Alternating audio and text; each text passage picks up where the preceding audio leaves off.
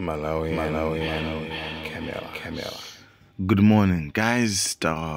Wait on the audio ya a bone calendar, the DC little pa 11 March 2025.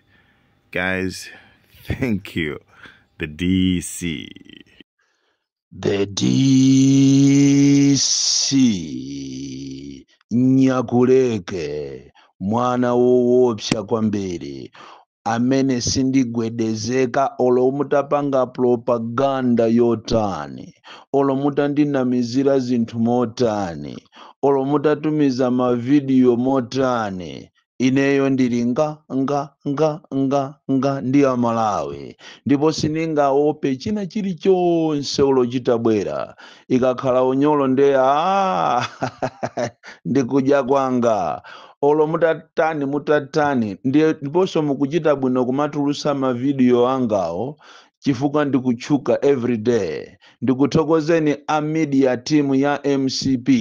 chifukwa cha propaganda imene mwayiyamba yofuna kuti muthane ndi ine, komatu ine ndiye sizithekatu. Anayeserapo anzanu ena mbuyo mukoma ambiri anamwalira kufuna kuti ati athane ndi ine. Inunso mukapusa mmodzi azipita chifukwa ine sinimagawa masiwiti ndipo sindimacheza. Ndipo makamaka panopa pamene tikupita kuzisankho, pamene mukufuna kuti muchite divert anthu people's attention, kufuna kuti asamakhulupirire zimene ine ndimanena koma azikukhulupirira neno tigubudusana ndipo sitinati. Ine sinimaopa china chilichonse ndipo ndikupempheni kunena kuti mavidiyo okhuza ineyo muziatulusa daily. Koma Amalawi ndikuwuzeni, Amalawi alero anasukusula. Ngati mukuona ngati Malawi walero ndi wazulo amene Amalawi amapusisidwa wamba, ayi mukungotaya nthawi. So ndikuthokozeni a media team ya MCP amene mukulimbana ndine, amene mukuyesesa to divert people's attention about me. Mukungotaya nthawi yanu. Ine ndizapitirira ndipo ndizapitirira kukuswani ndipo ndiulula zinsisi kuchokera ku State House konko pakana kukafika ku ma ministries. Makamaka panopa mmene tikuyandikira zisankho, mabudget amene mwapanga komanso njira zimene mwazikonza kuti mubere ndalama. Ndipo uku ku Reserve Bank iko lero tingokambako imodzi imene plan imene mwapanga kuti mubere ndalama. Ulendo wanu umene mukupita ku Maputo kukanamizira kusewera mpira, mufuna muchite charter ndege imene itenge kumene koko anthu ochuluka apite kuja kumatchedwa ku Mozambique kunamizira kuti mukupita kukasewera mpira mmene amapangira maiko onse, ndipo dziko la Malawi ligulu lomwero. Koma njira imene ndi kumene kuti kutulukire ma millions ambiri kofuna kupereka ku chipani cha MCP ndi President Lazarus Chakwera, imene yotu ndi Reserve Bank of Malawi. That's why munamutenga oiro ndikumulemba ntchito ndi cholinga kuti akuchitireni facilitate program imene yokuti mube ndalama za boma. Ndalama zija zimachokera ku parliament, iso zina ndi zimene mwazichita maki kuti muzibe kuchokera ku Ministry of Finance. Zonsezo tikuziziwa, ndipo inu mukamapanga mbali ina yofuna kundi desera ine zina, inenso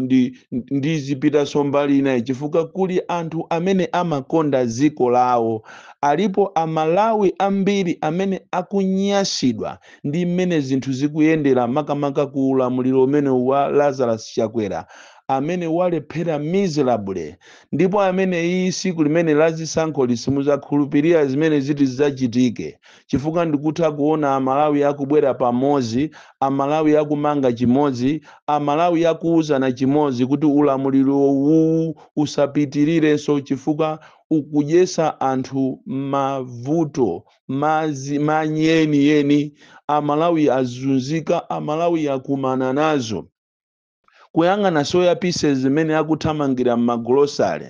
kuyang'ana ufa umene akugula anthu, kumagula munthu half kilogramu kunena kuti afuna akangowakupira anaphalala. Ndipo mwationesa zinthu zimene sitinazionepo ife, makamaka achinyamata amene tabadwa zaka zimenezi sitinazionepo. Mavuto azaoneni choncho inuyo IMCP mukati mukukhala ndi maloto ozinamiza kuti boma ilire ati muwinaso pa 16 September mwina mukafuse Amanu Kawiri koma ine ndekha ndiye mwina kapena ma activist enawo kapena mwina mmatola ndikumapangira ziwembu ndikumasemera zinyawu mwina ndikumafuna kuti muziyapanga chipongwe koma ine ndekha ndiye wina azapita nane tafuna ndingokubwerezerani zimenezi chifukwa ine sinimagawa maswiti apolisi ambiri komanso maziphunzitsi ambiri padakali panopa akuzunzikabe ndi a NRB komanso a Malawi Electoral Commission sindimamvesa kuti kodi mukamapanga zinthu zanu zikapena mmene mmayambisa program yokuti mufuna muyambe program ya zisankho munalibe budget ndalama sizikubwera. It is very, very unfortunate and very, very worrying kunena kuti up to now maziphunzitsi ambiri sanalandire ndalama zawo kuchokera phase ya supplementary kuzafika phase ina imene analamulidwa ndi a court ija kunena kuti akapangeso kalembera wina kuchokera pamenepo kuzafikaso izi za transfers pitani mukapite ku Likwenu in Machinga mukapezeka kuti Likwenu in Machinga maziphunzitsi ma headmasters wonse amene anagwira ntchito sanalandire ndalama zawo mupite ku Machinga's ho mukafike pakana kuntaja muona kuti kumene kujako anthu ambiri sanalandire ndalama zawo simamva chisoni mukamuyang'ana mphunzitsi amene amakhalira salary yake ya mphunzitsi ndikunena tu inu a NRB komanso iwe Anabelo Ntalimanja ukuzunza anthu kwambiri and apolisi even kuzomba ambiri including Machinga apolisi sanalandire ndalama zawo izitu ndi kafukufuku amene tampanga malo ochepa chabe nanga kuli bwanji kuchitipa kuli bwanji kunthalire kuli bwanji kukaronga kuli bwanji kumwanza kuli bwanji kulikoma and likomayo mmaitenga ngati kumakhala anthu mwina ndi agalu and it is very, very sad kunena kuti iniyo mumalandira ndalama zanu koma mukulephera kuwalipira anthu makobiri awo okuti anagwirira ntchito kalembera wa NRB amene solero mukupereka ngakhale machini amene ndikumalembesa anthu mwachinyengo mizimu pakana lero anthu sanalandire ndalama zawo ndiye mukamalimba mufuna ati muzilimbana ati ndi Boni Kalendo instead of addressing those issues Amalawi akuzunzika koopsa Amalawi akukhalira mphati ngati ziko lisirawo Amalawi asanduka anthu opempha. As we talk now, azimayi ena azunzika Zulu ali stranded mu mzinda wa Mzuzu ataitanidwa ati akufuna ati apite ku State House kutero akupita ku State House ati ya Mzuzu ati akapasidwe ati ndalama za ngongole kodito Amalawi nakuuza ntopaza kunena kuti kukubwera kumuona zinthu muja ndalama mulandira ndalama zokuti simunazionepo chifukwa wawa apenga ma ministers yawo apenga ma MP yawo apenga president wawo apenga aliyense wapenga pano pali jijiri kutale senta kwawo alendo sati abweranso liti alendo kutoko apo anali ndi plani yonena kuti kunzuzu kumene aliko ati asegulire bwalo la Mzuzu ndi a Ethiopian Airways akaniza ndege yawo inu pa Mzuzu paja anangomata matapo kaphula siku limozi ati aoneke kuti ati kunzuzu kwa kuti ati kuli chitukuko ndi amafuna kuti anzathuwo akasegulire bwalo la ndege la kuzuzu kwa wene Chakwera koma Chakwera ndi chiseko cha mupana kupya kwa amene mwamuzungulira Chakwera amene mukumamunamiza siku lina muzamukomokesa chifukwa aliko ena ma ministers ena amatama akuona ngati anthu aja akabwera m'misonkhano moja anthu aja akubwerera iwo anthu akubwera m'misonkhano chifukwa muli ndi ndalama zoseweresa anthu akubwera m'misonkhano kuti mwina azangolandirako chakudya not necessarily kuti atafuna atazakuvotere ndikudziweni inu ndiye muli bize kumamunamiza Chakwera bwana ndipo tiwina bwana Malawi kuchokera ku Nsanje pakana kuchitipa kukufunani bwana MCP liposepose achewa 14 miliyoni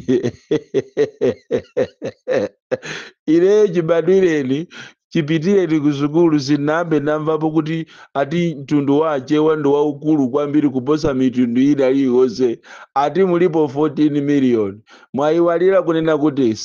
Central Region imene muliyo yazazanso ndi anthu obwera being capital city kuli anthu ochokera ku Nsanje ochokera ku Mangochi Ayawo alomwe azaza kumenekoko ndiye mukamawerenga anthu kumatenga ngati ndi achewa muzakhumudwa siku lake limodzi nangofuna ndikuziwiseni zimenezi kunena kuti siku lina muzalirira kuusi inalipo tu MCP yamphamvu yakamuzu koma inachoka mboma andi manyaka ngati awawa sindikukhulupirira kuti angalimbeso isizingatheke so ndikutukumbuseni ya Malawi kunena kuti zisankho ziliko pa 16 September zili ndi iweyo ukavotere mavutowa zili ndi iweyo upulumuse dziko lako upulumuse banja lako upulumuse ana amene ambiri pakali panopa sakupita ku sukulu chifukwa cha kusowa kwa ndalama zinthu sizili bwino Malawi ndi opusa yekhayekhayo amene akatenge voti yache pa siku limenero ndikumakavotera ati za uchisiru zangati zizi ati za Chakwera abwerereso ati mboma 5 years unless itakhala kuti ziko lili kupita kokutha ndiye kuti mwina kapenanso mwina kapena satanic yoita kufika pena pake ndiye mwina anthu sakuziwa chimene akuchita mitu yawo yabalalika ndiye mwina akavotera zimene zizi otherwise iweyo uziyimirire wekha uzimvere wekha chisoni makamaka iwe wachinyamata chifukwa achinyamata ambiri ndi anthu osusuka kwambiri mmene amasusukira maziphunzisiso nawo achinyamata ambiri siti kuziwa kuti kodi makamaka chimene timafuna ndi chani kumaona olo oyimba amene anzerutu basi ali mitu bi ati misonkhano ya MCP zachibwana zenizeni ndafunanso ndikukumbuseni mama wa uno kunena kuti mademo amene amayembekezeredwa kuzomba aja ali lero chifukwa mademo aja adalephereka ena ankanena kuti ayi aonabo awali atenga ndalama apasa anthu ena iyayi aonabo awali akutumikira mwina zipani zina koma chilungamo chache chonena kuti aonabo awali titapanga kafukufuku sizikuwakhuza anali ku parliament ndipo tikunena panopa mademo aja adayima chifukwa cha nkhani ya matransfers ya meki this morning mademo aliko kuzomba palibeso amene ati alese mademo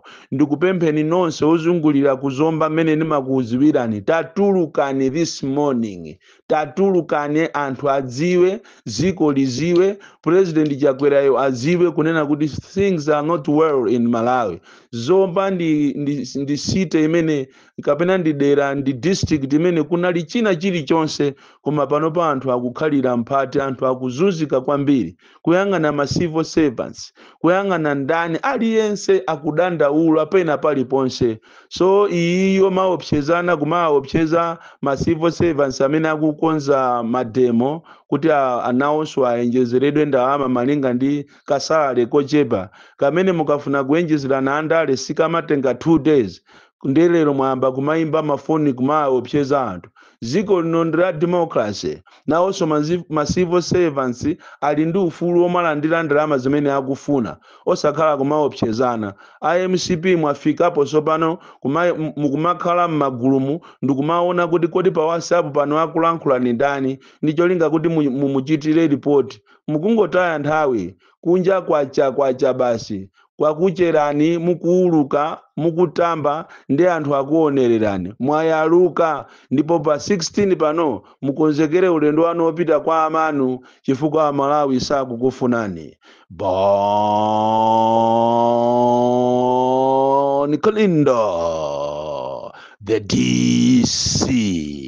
mwana woopsa kwambiri the most deadly and dangerous child from Jeza village tiye mabuka box 76 Mulanje Malawi Southern Africa.